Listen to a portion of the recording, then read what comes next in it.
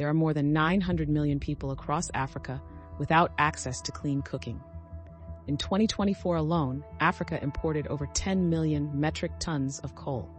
Burning that amount of coal resulted in 26 million metric tons of CO2 emissions. Today, in Latin America and the Caribbean, 17 million people do not have access to electricity, and 75 million lack access to clean cooking. In Asia and the Pacific, more than 350 million people have only limited access to electricity, and 150 million still have no access at all. Without access to energy, how can we talk about decarbonization, methane emissions reduction, uptake of renewable energy growth, and the global expansion of decarbonization technologies? That means appropriate infrastructure, adequate government policies, adaptable and flexible regulations that meet the energy profile and demands of each country, and most of all, access to finance that allows development and growth, not finance whose terms and conditions are so drastic that they cripple that country's ability to break the shackles of energy poverty and scarcity. Today's world leaders and legislators need to understand the role of gas in the planet's sustainable future and its importance in a just and orderly energy transition.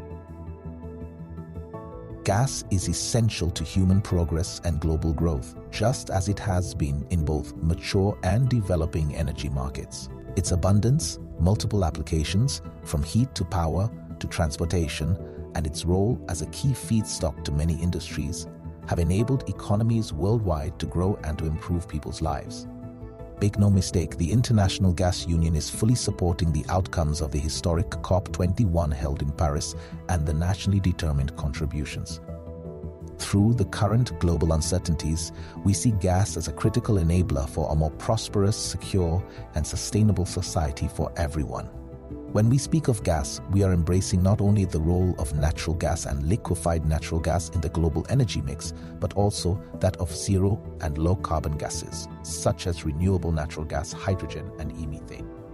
Looking around the world, we see conflicts, inflationary pressures, increases in the cost of capital, geopolitical moves, changes in governments, and, most importantly, we hear the voices of consumers, who, while wanting a more sustainable future, do not necessarily want to pay for it or can afford it. This uncertainty is reflected in the significant difference between the energy transition aspirations and energy targets. Currently, we are not on a path to meet those targets, despite the scenarios that provide backwards-looking pathways to achieving them.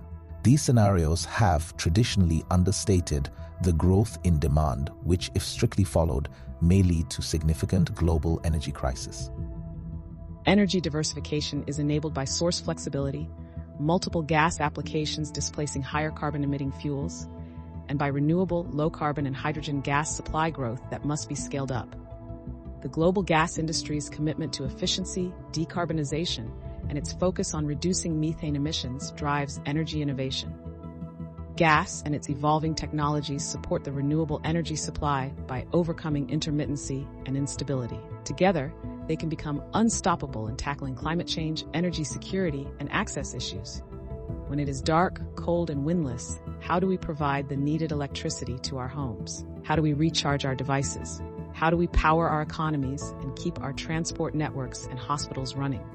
Gas can significantly contribute to the world's net zero pledges. Accelerating emissions reductions through continued investments in gas supply and infrastructure and technologies such as CCUS is fundamental to that. Significant emission reductions can be achieved by replacing higher carbon-emitting fuels in all applications, particularly in power generation and industrial use. At the point of combustion, gas in certain applications reduces the carbon emissions by 50%, and it significantly reduces air pollutants. Since gas began replacing coal in the U.S. power sector, more than 1,000 million metric tons of CO2 equivalent emissions have been reduced. Increasing the use of gas across all sectors can profoundly improve our quality of life and life expectancy. Gas, on combustion, produces no PM2.5 and negligible air pollutants like SOx and NOx. Gas can also provide a poverty break platform for almost 3 billion people around the world who, today, do not have access to modern energy in their everyday lives. Gas goes beyond light and cooking. Gas can also enable economic growth and prosperity to lift societies worldwide. We, the International Gas Union, encourage and support prudent, achievable, and efficient result-driven regulations, but ones that apply economy-wide.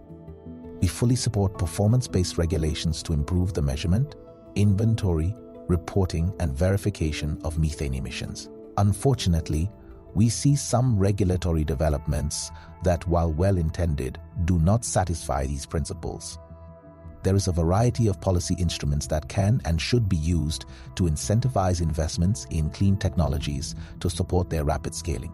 These incentives must include lower carbon gases and CCS, which are particularly important for hard-to-abate energy uses. To unleash energy innovation, incentives, and technology, policies must remain energy neutral and should avoid being prescriptive to certain choices. We simply do not know where the next major technological breakthrough will come from, and we should not be limiting potential applications that can support the different energy transition pathways. We also need to recognize that there are regional energy use differences across countries and global regions. These differences must be taken into account when designing cross-border energy projects. We see specific policies being developed that regrettably do not take into consideration the regional differences and ones that ultimately may negatively impact security of supply. Ensuring access to finance policies that do not unnecessarily raise the cost of capital is critical for gas supply and infrastructure build-out, as this cost will particularly disadvantage developing and underserved regions struggling to provide their citizens with access to affordable and reliable energy.